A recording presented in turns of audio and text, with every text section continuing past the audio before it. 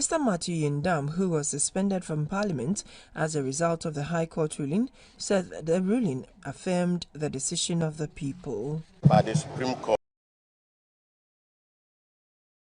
has affirmed the will of the people, and I'm most grateful to them. I also want to thank the party from the head to the bottom, that is national, regional, and the constituency, for the support they've given me. And the people of Pandai, I'm sure that when you are in Pandai today, you will see the joy of the people, me to serve them for the 4 years.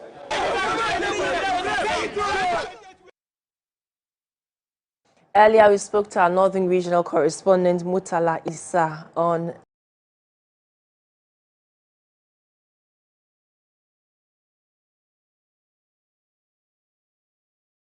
the reactions of residents of Pandai on the Supreme Court ruling.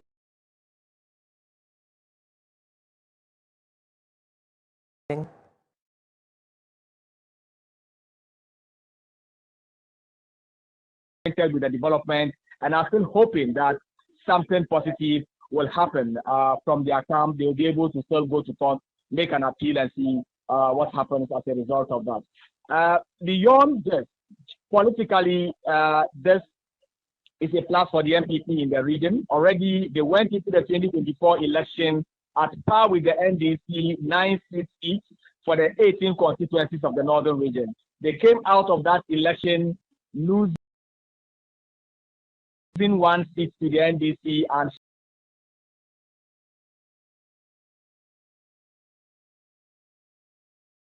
so it is currently 10 seats for the NDC, 8 seats for the MPP.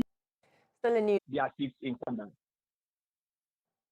Still in news, President John Mahama says Africa's marginal presence in global manufacturing highlights the need for an immediate shift from raw material exports to value-added production. Speaking at the Africa Trade Summit 2026 in Accra, the president stressed that financing industry, regional value chains, and market integration is the defining task of Africa's generation. At a time when Africa is seeking to move from vision to execution, the Africa Trade Summit provides a high-level platform for action.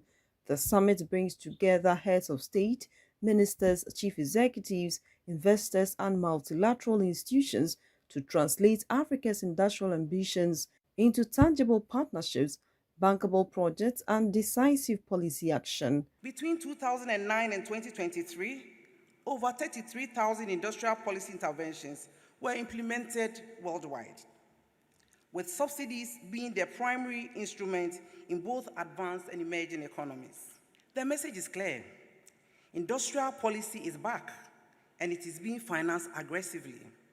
The question for Africa is not whether we should pursue industrial policy, but how we finance it effectively in the context of limited physical space, competing priorities, and an increasingly protectionist global trading system. President Mahama warned that Africa's weak manufacturing base forces millions of young people into low productivity work or migration, calling for urgent investment in industry and agro-processing. Today, Africa's share of global manufacturing remains low, below 2%. Too many of our economies are locked into low productivity and primary production, compelling millions of young Africans to seek opportunities elsewhere. We must act urgently if we are to change this narrative. The central question before us is simple. How do we finance Africa's industrialization at the required scale and speed? President Mahama cited Ghana as proof that deliberate policies, strong governance, and investment in infrastructure and skills drive economic growth. Ghana's experience reinforces key lessons. Industrialization works when policies are deliberate, infrastructure is reliable, skills are developed, and macroeconomic stability is maintained. Investments in transport, energy, and technical education are foundational. Equally important is good governance. Investor confidence thrives where institutions are strong and policies are predictable. Africa's industrial transformation cannot be achieved solely by governments. Governments must provide the leadership and stability. The private sector must invest and innovate. Financial institutions must design long-term financing solutions. Development partners must align with Africa's priorities. Pan-African institutions must coordinate and remove the barriers to integration. The two-day program, which is under the auspices of the AU, is on the theme Financing Africa's Industrialization, Developing Industrial Value Chains, Beneficiation and Market Integration.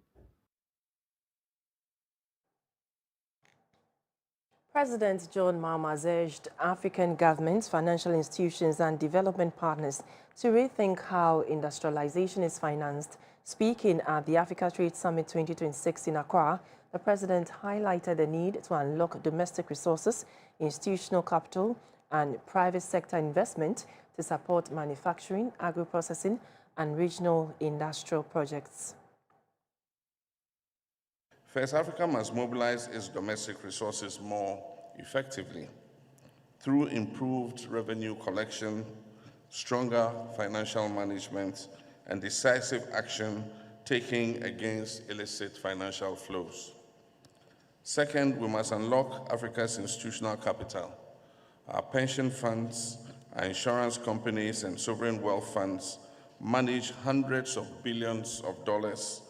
With the right instruments, industrial bonds, infrastructure funds, diaspora financing, and blended finance vehicles, this capital can be channeled into productive industrial investments.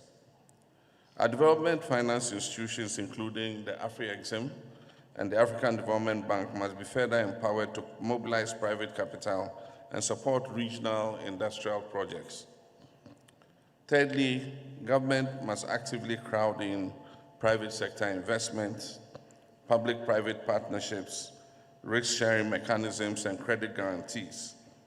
These are essential if we are to finance our industrialization. However, investors will only commit where policies are stable, regulations are transparent, infrastructure is reliable, and the rule of law and democracy are respected. And finally, development partners and multilateral institutions have a critical role to play. Concessional finance, guarantees, and insurance instruments can de-risk industrial projects.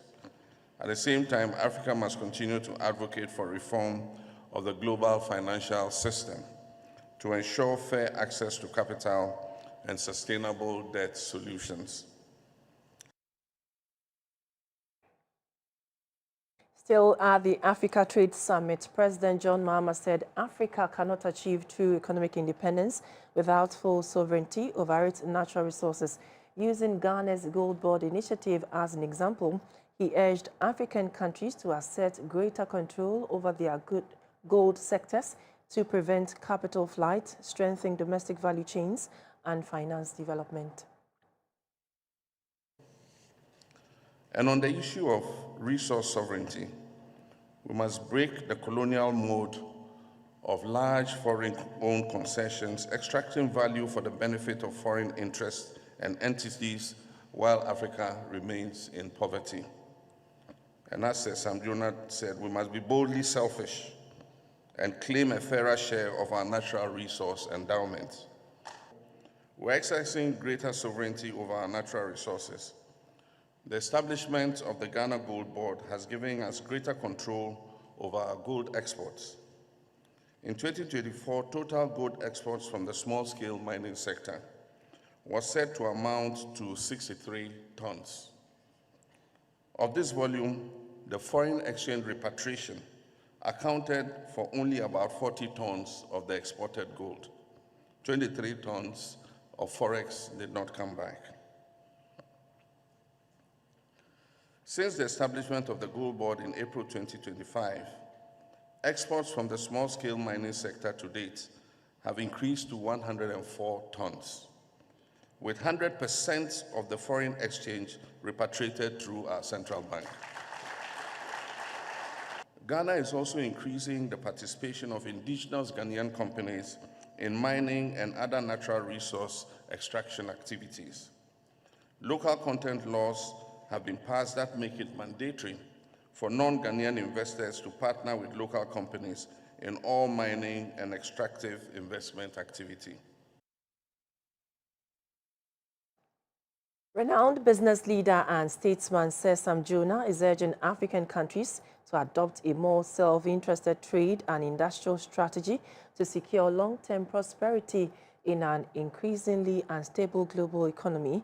Delivering the keynote address at the Africa Trade Summit 2026 in Accra, he warned that continued reliance on raw material exports leaves African economies exposed to global shocks, stressing that industrialization and value creation must become the continent's primary defense against economic marginalization. The new world is not looming. Indeed, it is here. It is crashing upon our shores with unrelenting force. United States protectionism surges under aggressive leadership, imposing tariffs that disrupt our exports and inflate our costs. China's expanding influence offers partnerships, but demands dependencies that bind us tighter to external whims. Climate change and the crisis accompanied, fueled by global inaction, devastate our agriculture and our communities. Supply chains, once bridges of opportunity, are now battlegrounds, weaponized in trade wars that leave Africa as collateral damage. Deaths mount from these shocks, investments flee amid volatility, and our youth, our greatest asset, watch opportunities evaporate. This is no distant threat. It is a near reality pounding at our doors. We must respond with urgency, or we will be devoured. Africa, with its 1.4 billion people, with its vast resources and youthful dynamism, is no weakling. We are the emerging force that can redefine the table, or we will risk being served upon it. This is the moment for Africa to be selfish, unapologetically so, boldly selfish in pursuing our interests. No more deference to distant agendas. No more exporting raw material potential while importing finished dependency. Selfish means prioritizing Africa first, beneficiating our minerals on African soil, processing our agriculture into global brands, manufacturing pharmaceuticals that secure our health sovereignty. Selfish means demanding fair terms in every deal, rejecting exploitation disguised as aid, and leveraging our collective weight to negotiate from strength. Ghana's future, the Vice President says, is not a distant dream. It is reflected in the lives of today's children. That message by Professor Nana Jinopokajman set a tone as the National Development Planning Commission wrapped up a high-level retreat aimed at accelerating child-focused development. The government's strategic planning retreat held at Akonsombo outlined 7 priorities that would guide national planning from 2026 to 2029. The government of Ghana is concentrating its focus on children as the foundation of sustainable growth. Meeting at Akosombo, the National Development Planning Commission, NDPC, together with key ministries, local authorities, and development partners, tackled critical gaps in child health, education, and social protection, ensuring economic progress delivers real results for every child. At the government's strategic planning retreat, 7 priority areas were identified. They include maternal and neonatal health, nutrition and sanitation, foundational learning, youth employment, adolescent protection, universal birth registration, and expanded social protection for children under 5. This engagement exemplifies the multi-sectoral approach required to achieve sustainable and scalable results. It proves that when we lean into the collective strength of our various ministries and institutions, we find solutions that are both smarter and more efficient. And seeing the dedication and the expertise in this room reinforces why our partnership matters so much. We found out that there are 3 common bottlenecks around all these 7 areas, and also common solutions across all of them. One is the need for sustainable financing mechanisms and more efficient use of funds. There's also the need for mechanisms for stronger multi-sectoral coordination and collaboration. There's also stronger standard operating procedures to ensure data sharing and utilization. Not only are we interested in sharing the data, but how to use the data for the intended purposes. Addressing stakeholders, Vice President Professor Nana Jinokwu-Agyeman called for urgent and coordinated action to improve the welfare of children in Ghana, describing it as a shared national responsibility. This is a moral imperative and an investment in the future of the nation. It was Nelson Mandela who reminded us that the soul of a society is revealed in how it treats children. Today, let us reveal the best of Ghana's soul by committing together to place the welfare of children at the center of our national agenda. Ministries, departments, agencies, as well as local authorities, and all of us indeed, can prioritize child-centered policies. And let me add, child-centered attitudes too. The welfare of Ghana's children is one of the most strategic investments we can make. Let us protect social spending, end violence, fix education, defeat child hunger, and make the world a safer place for our children. A key outcome of the retreat, sponsored by UNICEF, is a new network of practice approach, integrating health, nutrition, and social services into a single safety net, with a strong focus on adolescent girls. The outcomes of the NDPC retreat will feed directly into national budgets and policies, keeping children at the center of Ghana's development journey to 2030. Rachel Kwote, GBC News, Akosombo. You're still watching News Hour live on GBC News, your trusted news channel. The Minister for Works and Housing, Mr. Gilbert Adjei, has announced the rollout of the Greenville District Housing Program, a government initiative aimed at expanding access to affordable housing for low and middle-income earners nationwide. The program has already begun in 8 districts, with each set to receive 22-bedroom housing units. Speaking at the Government Accountability Series at the Presidency in Accra, the Housing Minister explained that the initiative is a district-level intervention designed to provide decent and affordable accommodation in line with the government's decentralization agenda and wider housing policy objectives. As part of the decentralization agenda and in line with government's commitment to affordable housing, my ministry has initiated the Greenville District Housing Program, a strategic intervention targeting low to middle income earners at the district level. In its pilot phase, the program has commenced in 8 districts, namely South Dai, Asojaman, Achimansa, Ajumako Enyan Esiem, Achima Kwangoma, Doma West, Bole, and Tamale, and at various levels of completion now. Each district is earmarked to receive 22-bedroom housing units as part of the first phase of the project. A hybrid construction approach using compressed earth bricks and sandcrete blocks is being adopted, prioritizing sustainability, cost efficiency, and resilience. The official launch of the Greenville District Housing Program is expected to be performed in the short term. The National Rental Assistance Scheme, established by the government in 2023 as a social housing program, aims to facilitate access to rental properties for qualifying beneficiaries by providing rent advance. In 2025, the scheme successfully facilitated the payment of rent advance for 2,031 Ghanaians across its 6 operational regions, bringing the cumulative number of beneficiaries since inception to 4,732. I am glad to state that so far, the disbursement recovery rate is about 99%, indicating the government seed money is fully recoverable and in circulation.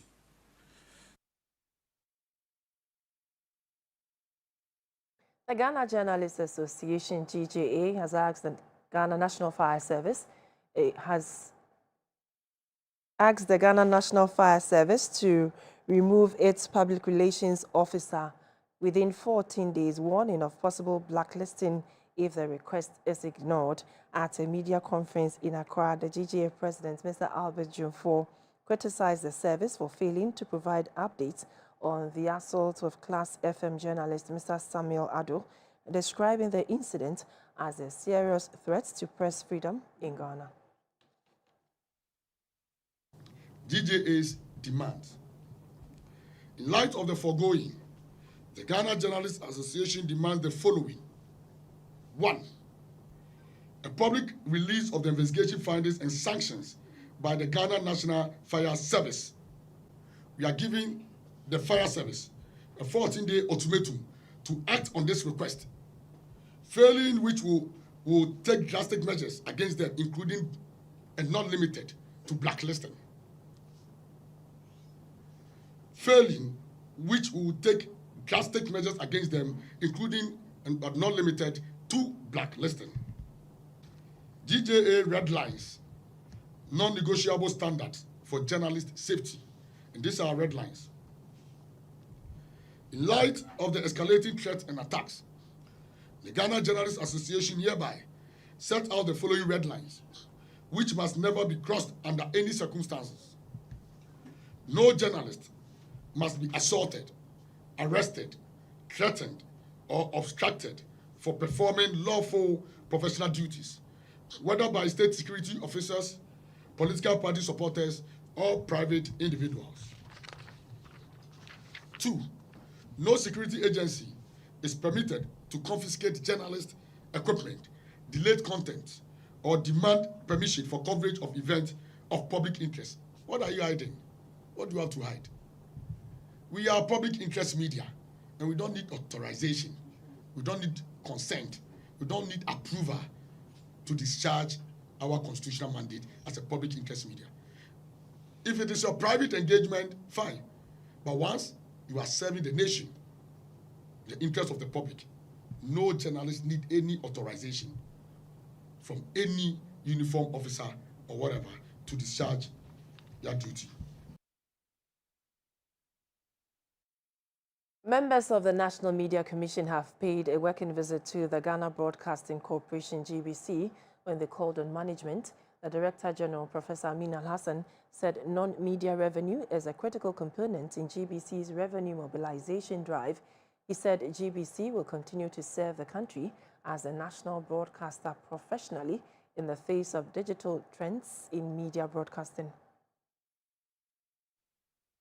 Discussions between the NMC and management of GBC centered on GBC's structure and systems, production in the face of digital trends, GBC's legacy debt, and revenue mobilization.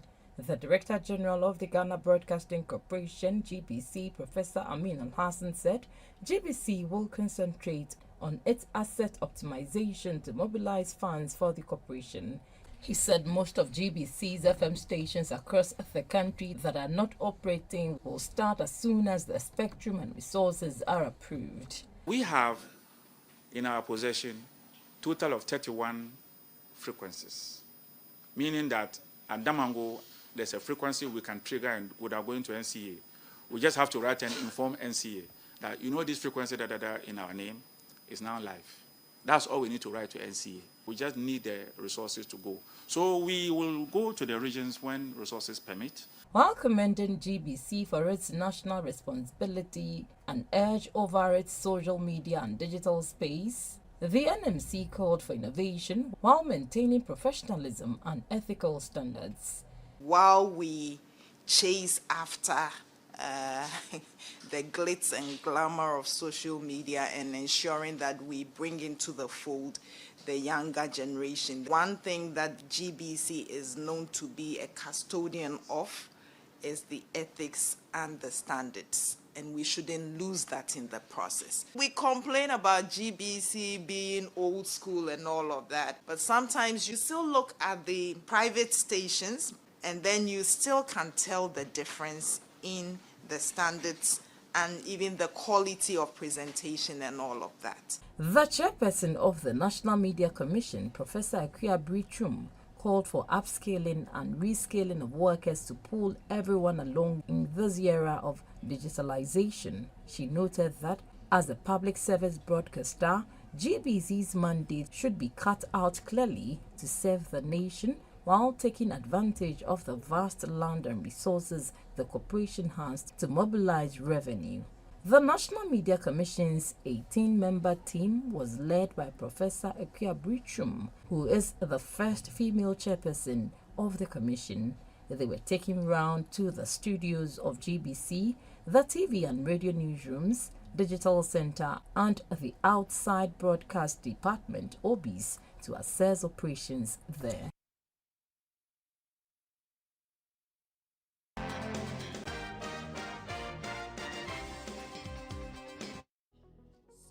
Any 2025 maybe. Now you be in some edition 2026. High sense was here for America crazy. Now you dagan of when you nasi. You nimpase. Gidia when you way you now near Digano. And no na abuama high sense. You do some preference. So who the uncle ya boy a man ye. Uno credit. And the same boy ye chidom. I say you crime. Ama yes she near kama at the bro. Technology de bro afino with tribe boom ye customer service no so ya show mu kutupa ye ye a check aneno afa ye mu say e ba no quality home appliances and electronics are high sense chino moko be obi anywho 2026 I am no mienu nyina afi aye de be ye niema nwanwaso e wo high sense everyday prices for everyday people. MedShay, natural mosquito repellent, highly recommended by Ministry of Health, CHAS and GES, lab tested by Noguchi Medical, field trialed by Atomic Energy Commission. It has no chemical or side effects and is good for all ages and skin type. MedShay is available nationwide. Contact us on 0244892413. This advert is approved by FDA.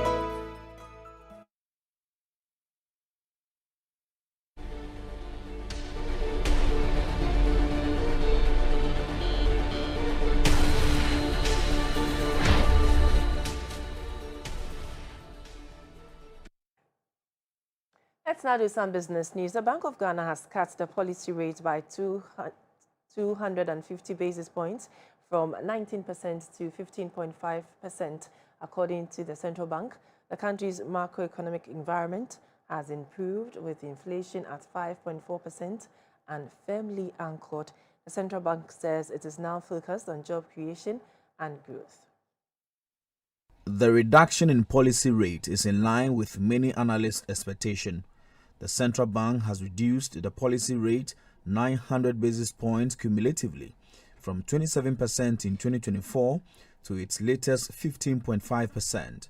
According to the central bank, now is the time to consolidate, spur growth and create more jobs. Inflation has declined faster than anticipated.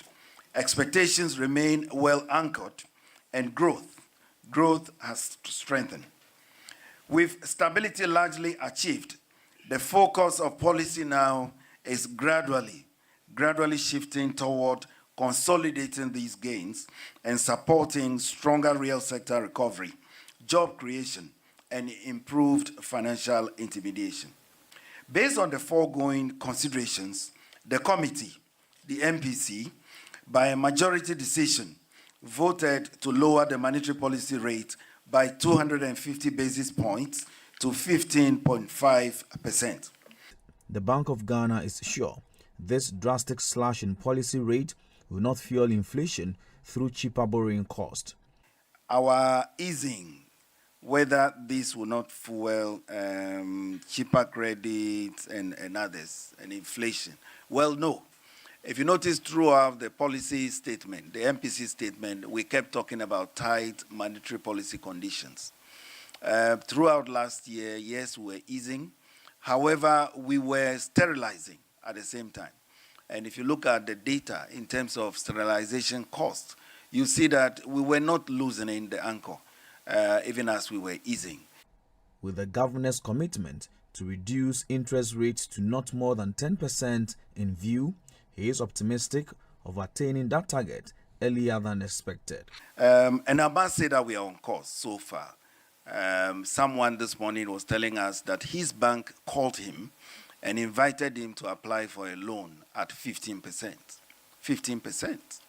A year ago, you were talking about over 30%. And then it is significant to know that banks are now beginning to call clients and asking them if they needed any loans that they could come and apply.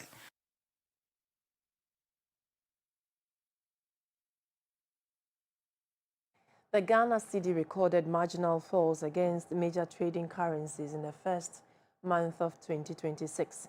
That's according to latest data published by the central bank. The local currency fell 4% against the dollar, 4.9% against the pound, and 4.1% to the euro. Despite this, the local currency remains one of the strongest on the African continent. By close of 2025, the cedi recorded one of its biggest gains of 40% against the dollar, 30.9% against the pound, and 24% against the euro. The slight fall reflects what happens to the currency at the beginning of each year. In January 2025, the local currency depreciated by 3.9% to the dollar, 3.2% to the pound, and 4.3% to the euro. The central bank has said that the cedi is set firmly on the path of improved performance. Any depreciation recorded will be temporary.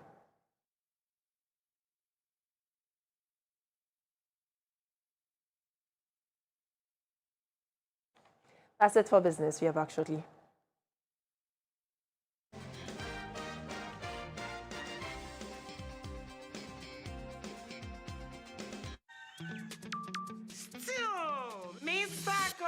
Misaka, and Nemum was a summer brabo, and it can afford Swa brabo, canino, na anti sacro.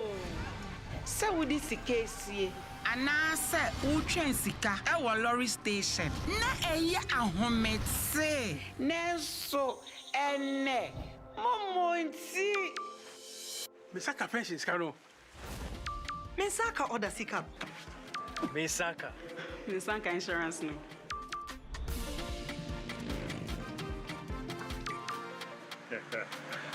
Misaka loan. Momo fogo suri ye echumaden. Di aboye nyina ye sika ho ban. Se MTN ana momo jumaye ni be frewa.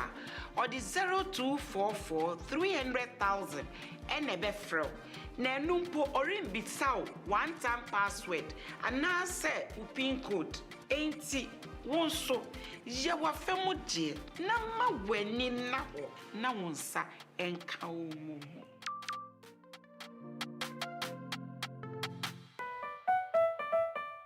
Maswa na pana chale ma Jimmy Mixi. Ejina bontin na me feel frisky. We from me na me from pa chale lessi. Mixi chane hot. And ma me feel good in asa so ye testy. Me num no studio am in ko off key. Choco no me tia na me name bestie. Mixi chane hot. It's sweet oh. Great new taste for the inside. Unu mo banu ahu. Ya ka when hot water pet. Mixi chane hot. Ide bi yo. Promising to the my guy. Unu mo banu ahu. Eba taste that die. Ibije. Master chane mixi yo. Mixi. Great new taste there mixi. Mixi choco. Mixi coffee. Ninja na ube feel. Mixi yo. Mixi. Great new taste there mixi. Mixi choco. Mixi coffee. FDA. Aji edwedi enkranto ya tu.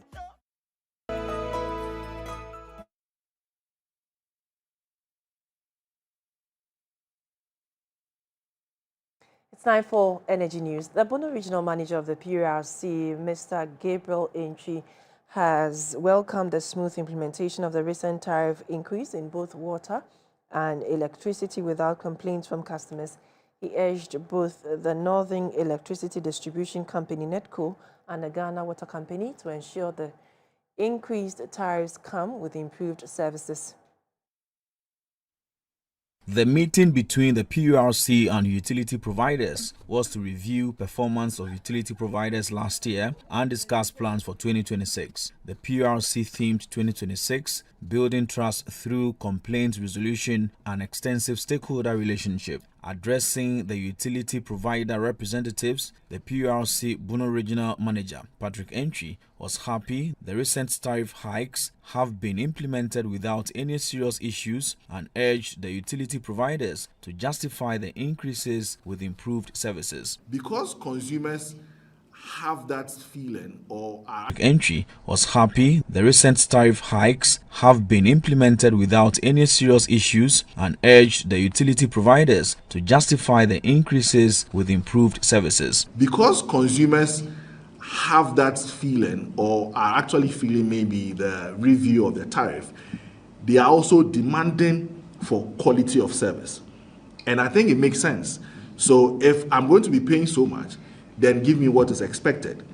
So we are expecting that in the year 2026, there's going to be a lot of pressure coming from consumers because they are expecting that once I've agreed that this is the tariff I'm going to pay, then I'm expecting that my water should flow, I'm expecting that my power should be on. The PURC regional manager also touched on the need for the utilities to prioritize customer service and timely communication of challenges to the public using the media. He also called for a more humane mode of revenue mobilization devoid of what he termed Rambo-style disconnections, suggesting the need for an effective billing cycle. The Sunyani area manager of NEDCO, Eugene Odoe-Ado, mentioned challenges with fake meters in the system. The police was able to help us to arrest people who were bringing meters from Kumasi to Sunyani. From Kumasi? Yes, we trapped them and we were able to arrest 2 people. Okay. Yes, so 4 meters were retrieved. Just yesterday, about 3 has also been intercepted. So it's something that is ongoing. These are not just shape meters, these are fake meters. Fake meters means that the meters are not genuine meters, and they've designed some kind of stickers with NEDCO logo on them. For the water sector, the Bono Ahafo and Bono East Regional Manager of Ghana Water, Theophilus Tavia Collins, reported that the introduction of digital billing and payment systems has improved their operations tremendously. He, however, revealed plans to replace over 1,000 faulty meters in the 3 regions. When it comes to replacement of meters, they are generally free. Customers don't pay any money. Where there are exceptional cases, where we have identified that for the meter to become faulty or we can't find it in the premises, we do a few investigations, and where we have to ask the customer to pay for the replacement, we do. That's it for Energy News.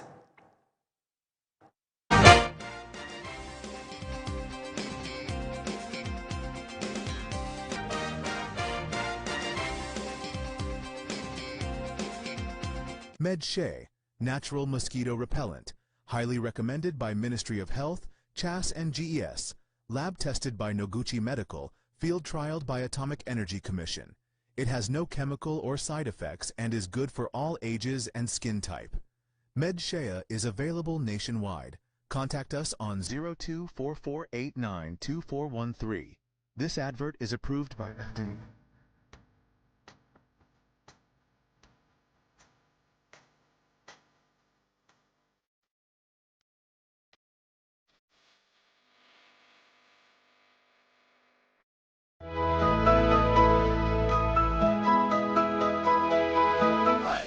I'm pleased to introduce to you Cancer Mixture, a herbal mixture for arthritic pain.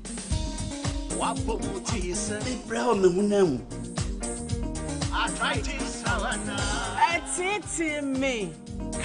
Mixture, no Cancer Mixture, no Cancer Mixture. Yeruba Biara na Nudru, Moriyuya or arthritis, cancer mixture, or Benya Juma when you put it inside. I'm a place in the grand. Enti today bina menu onya mapefu enya batana wo ma hono menu fu first baby amofra hono sanka se nya nsusuanu boni biara ko hu doctor ana report for FDA Med Safety app no do Enkratui FDA app DTV.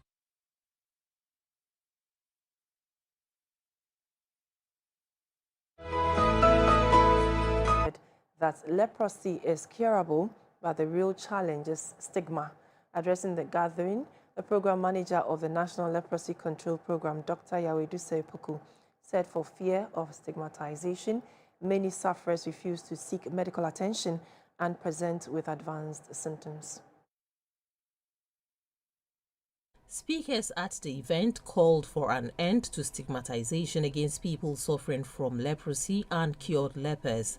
The founder of the Lepers Aid Committee, Reverend Father Andrew Campbell, said stigma surrounding the disease is a situation that calls for urgent attention because some victims have died silently. So let's start today. Let's give dignity, respect, love, time, money to the poor. Let's be serious on this. The poor are everywhere. You don't have to look for them. No need to look for them. You're in your family, your friends, your neighborhood, your compound, your classroom. Don't judge them. Don't criticize them. Don't look down on them. The program manager of the National Leprosy Control Program, Dr. Yawedu Sepuku, said leprosy is a bacterial infection that is curable. He said many people are unaware of symptoms of the disease, resulting in delayed diagnosis. He appealed for health facilities responsible for treating leprosy to be adequately resourced with medical consumables to aid treatment. Why this shortfall? This is because identifying cases involves a systematic set of activities which has to be resourced. It includes reporting at the health facility for diagnosis. But if people are not aware and they see patches on their skin and they think it is away or chronic and they don't come, what happens? In a goodwill message, the Apostolic Nuncio to Ghana, Archbishop Julian Kabori, reminded the gathering of how Jesus showed love to lepers, which is a gesture worth emulating. Every initiative that seeks to care for the vulnerable continues this same movement of God towards humanity. So it is a concrete expression of the Word made flesh, the Word who chose to dwell among us. Whenever we serve those who suffer, we allow God's tenderness and compassion to become visible in our time. Leprosy is an infectious disease that primarily damages the skin, peripheral nerves, eyes, and the upper respiratory tract. Early treatment of the disease is essential to prevent permanent and progressive disabilities like nerve damage, numbness, and deformities.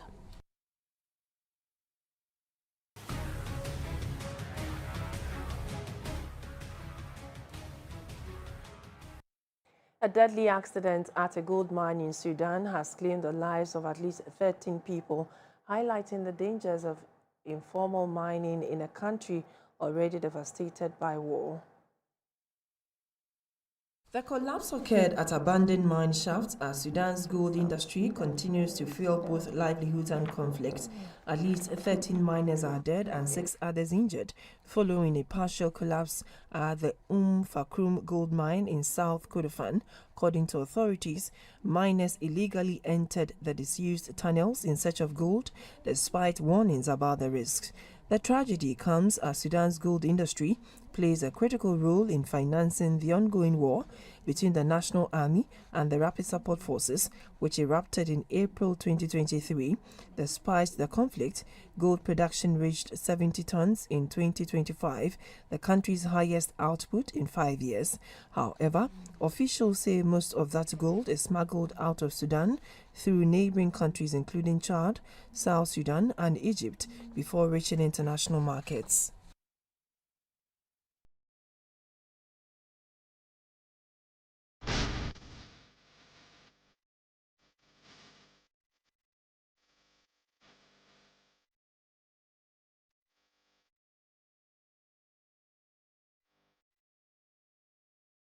In sports news, the national futsal team known as the Black Stars futsal team will be busy on Tuesday, February 3, 2026. They will play their counterparts from Zambia in the decisive 2026 CAF Futsal Africa Cup of Nations qualifying match. The game will be played at the UCC Sport Hall in Cape Coast. The fixture represents a significant moment for Ghana's growing futsal program, whilst the Black Star futsal team seeks to make home advantage count in their quest to reach Africa's premier futsal tournament. The encounter is scheduled to kick off at 4 p.m. and is expected to attract strong interest as both sides push for continental qualification. Backed by local support, Ghana will be hoping to deliver a disciplined and energetic performance to edge closer to qualification. After Tuesday's clash, Ghana and Zambia will battle again in the reverse fixture in Lusaka for a place at the 2026 CAF Futsal Africa Cup of Nations.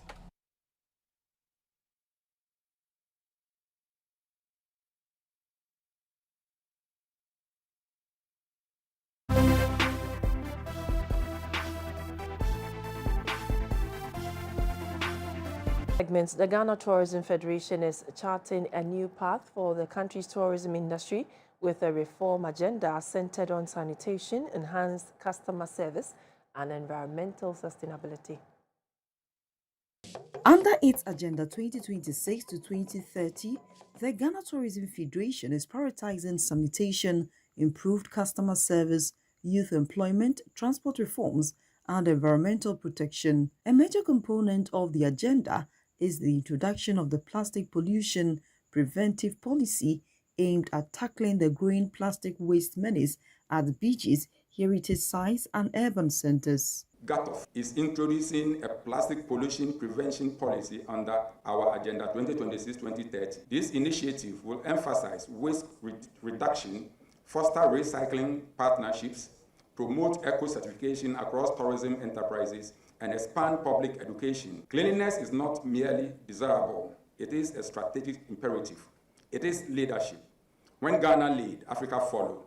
When Ghana succeed, Africa rises. The Federation also plans to make annual customer service training and certification mandatory for all tourism operators and lead efforts to transform chop bars into clean, safe, and tourism-ready food outlets. Through this policy, GATOF is building a youth-driven district-based system that transforms chop bars and other tourism enterprises into certified, sustainable, and globally competitive assets, aligned with Ghana's 24-hour tourism economy and long-term tourism growth.